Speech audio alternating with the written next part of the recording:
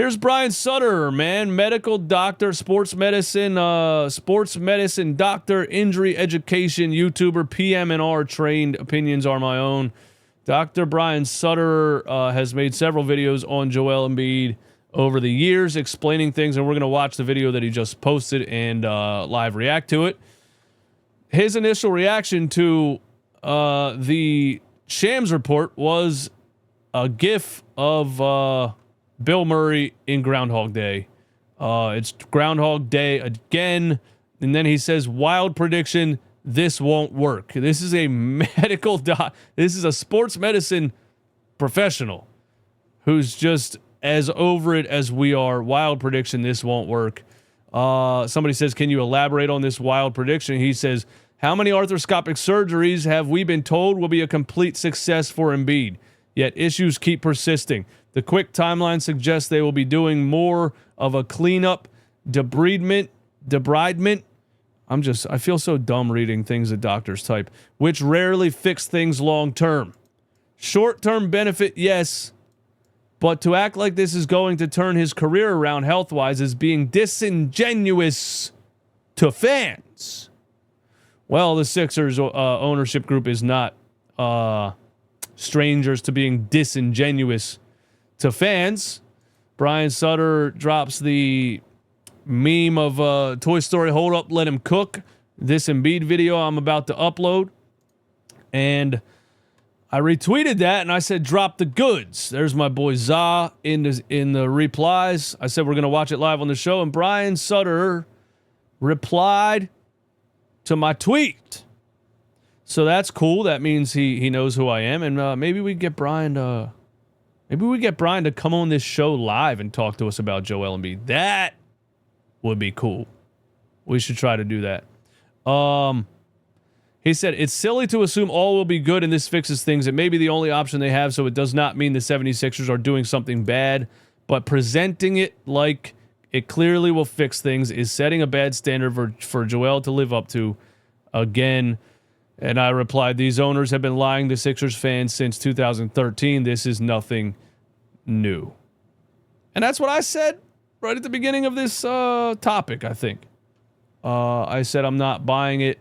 I feel like this is the Sixers ownership saying, just try to sell it again, try to run it back. I guess we'll find out, right?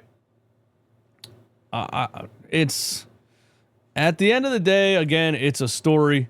But yeah, it's JS said I don't believe he'll play 40 games next season. It's hard to imagine Joel Embiid playing at all. I don't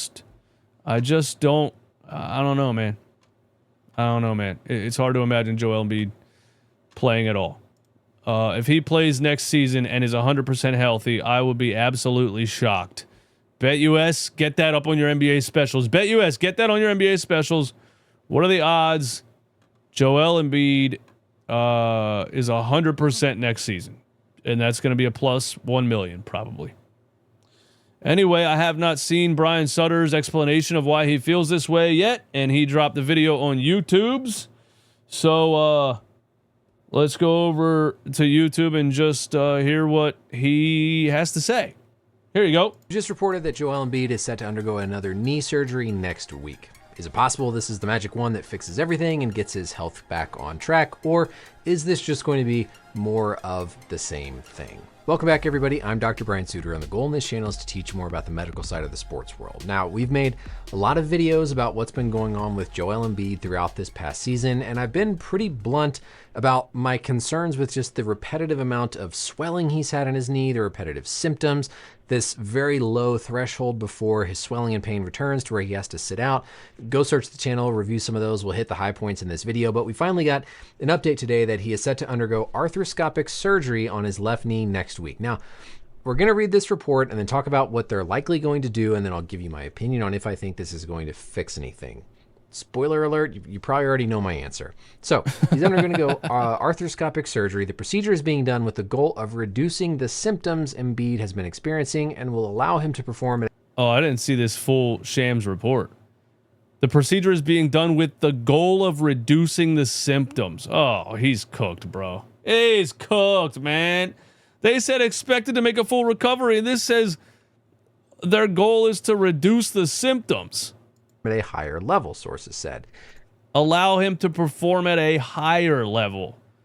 A higher level than last year? So literally any level at all?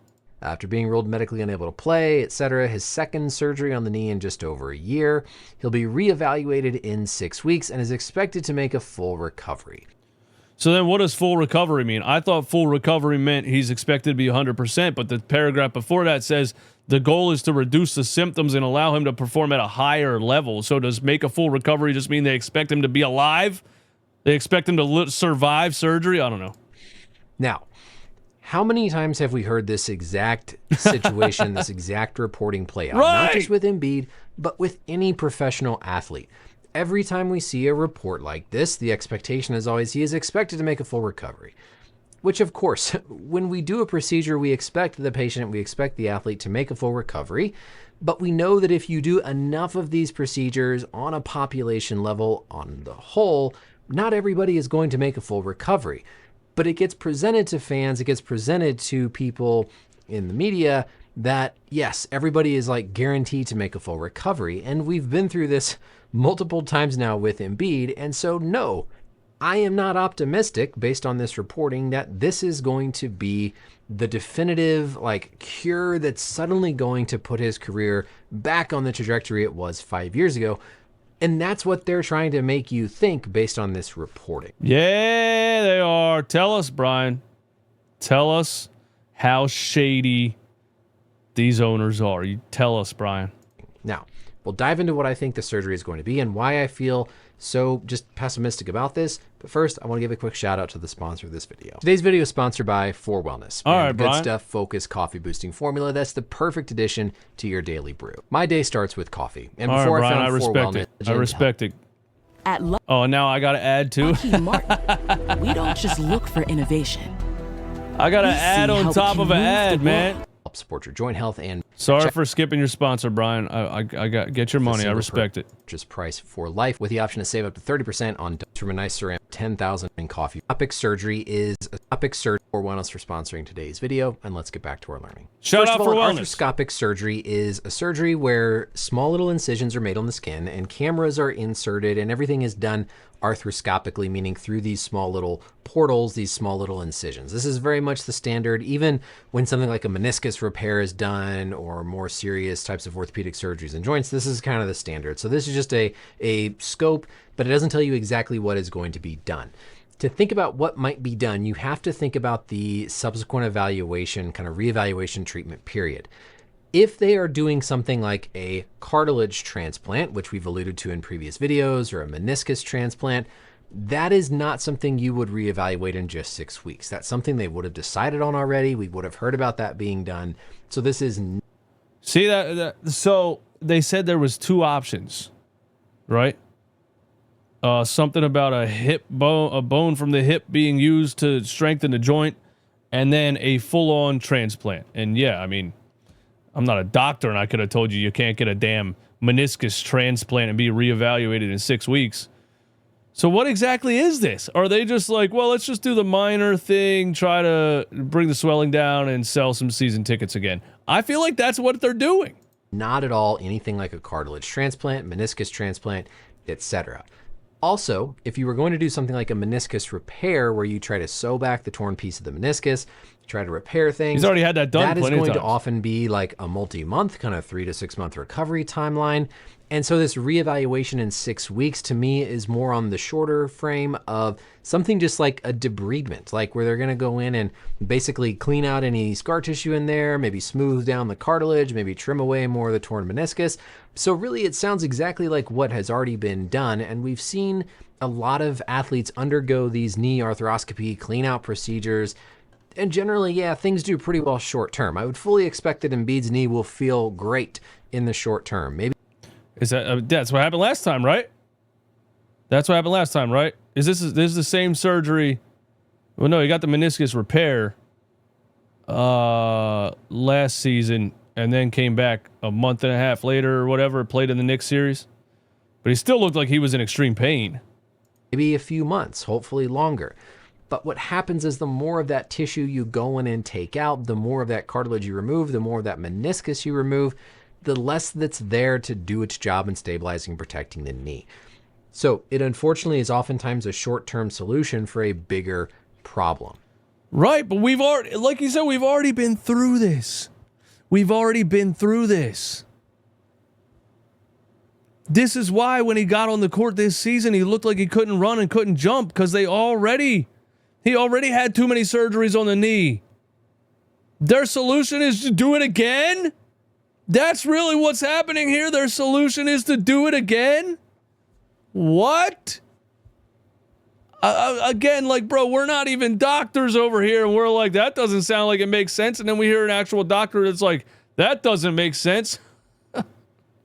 If we think back to our biodigital anatomy tool, remember that Embiid has had multiple meniscus tears, and he's undergone surgery to trim out that torn meniscus tissue.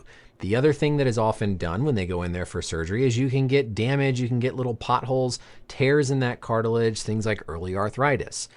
If that is extensive, if it's widespread. I would hate to see a diagram like this of Joel Embiid's actual knee. Sounds a lot like a medical retirement coming. Yeah, exactly. It does. It does. It sounds like a surgery to help him be able to walk for the next 20 years, not play basketball. It does, midget pigeon. It does. Throughout the joint, then things like cartilage transplant procedures, meniscus transplant procedures are not going to work. If you have focal singular spots where there's holes in the cartilage, then yes, those cartilage transplant procedures might be more optimistic and more doable. But the fact that they're going in and presumably just doing some sort of a scope cleanout procedure because he's going to be reevaluated in just 6 weeks. Made in America means something to private equity investors. We invest $700 billion in America. Implies that they're not doing any of that repair. Now, the challenge here is that doesn't mean that that's a bad treatment. I want to make sure I make that clear. That doesn't mean it's like a bad medically negligent treatment. Sometimes that is flat out all that you can do. Sometimes the tearing of the meniscus tissue, the damage to the cartilage is beyond the point of quote repair that you can fix. And truly all you can do surgically is go in and try to clean out the torn flaps of cartilage, the torn pieces of meniscus that are irritating the joint and causing that swelling and pain. He ain't playing, man. So just because they're doing this, and I'm pessimistic about it being a fix for him, doesn't mean that it's bad medicine. I want to make that very clear. This doesn't mean that the Sixers are doing bad medicine, because that frankly might be all that they can do based on what's going on in his knee. It probably is. The part of this that bothers me so much is how all of this gets presented. Thank you. They're lying to us. Thank you, Brian. This guy's the man, dude. I think fans are smart enough to know that just, suddenly now this is going to be the magic surgery and he's going to make a full recovery and play at the same high level he was before. That would be very uncommon. Now, sure. Oh, fuck, dude. He just straight up said, we are so screwed. Bro, he just straight up said, the way they're making it sound like he's going to make a full recovery and play like he was used to playing would be very uncommon. Oh, Jesus. Is going to be the magic surgery and he's going to make a full recovery and play at the same high level he was before. That would be very uncommon. Now, short term, I think he'll probably feel pretty good in the summer. We'll probably hear his knees doing well. He'll probably ramp up just fine. No, I would not don't be say ramp surprised up at all if, unfortunately, we get into the season, the preseason, October, November, and the knee starts swelling, the knee starts aching again. That would be my expectation just based on what we've seen with everything. So he predicts that the same exact thing that happened this season is going to happen next season. Into the season, the preseason, pretty good in the summer. We'll probably hear his knees doing well. He'll probably ramp up just fine. But I would not be surprised at all if, unfortunately, we get into the season, the preseason, October, November, and the knee starts swelling, the knee starts aching again. That would be my expectation just based on what we've seen with everything that's been done before and how these things turn to play out. Nothing makes that meniscus grow back. Nothing makes that cartilage grow back. And so unless we hear about some very unusual, like, tumor or, process that's growing something in his knee that needs to be addressed, we have to assume that this is just that cartilage, that meniscus that has been ongoing this whole time. So there's no solution. There's no solution. Brian is telling us this is not a solution. And Brian is telling us no matter what Sixers ownership or Shams or people that are talking to Shams, no matter what anybody tells us, this couldn't possibly be a surgery that's going to fix the issue. There's no solution. I truly just want to communicate the biggest point of this is understand when these teams report expected to make a full recovery. I don't think they're doing it like with bad intentions, but we have to understand that that is not always how things are going to play out. If you look across the population of elite athletes with things like ACL reconstructions, not everybody makes a full return to sport. It's not as high as you might think, but on an individual basis, we hope and assume that everybody individually will make a full recovery. But at this point, to be presenting it like this with Embiid does feel a little bit disingenuous. It feels a little bit deceptive because we've seen it all. We've heard this story multiple times, and this puts a lot of pressure on Embiid. This puts pressure on him that he is expected to make a full recovery from the medical staff. So if he doesn't, it might somehow be his fault. They don't care what it looks like on him. Shout out OK then in the chat. Exactly. Don't forget it took Joel going to the higher ups to stop getting played. They were trying to make him play through it, and he had to skip over Daryl Morey and go right to Josh Harris and say, hey, my knee is swollen. I'm in pain. I can't play. Y'all are not fixing the issue. They were just trying to, exactly, bro. They just want to get money off his name and don't care about his health. That is 100% true. And that's why they're presenting this way. And Brian is telling us that they're using it to try to lie to us again.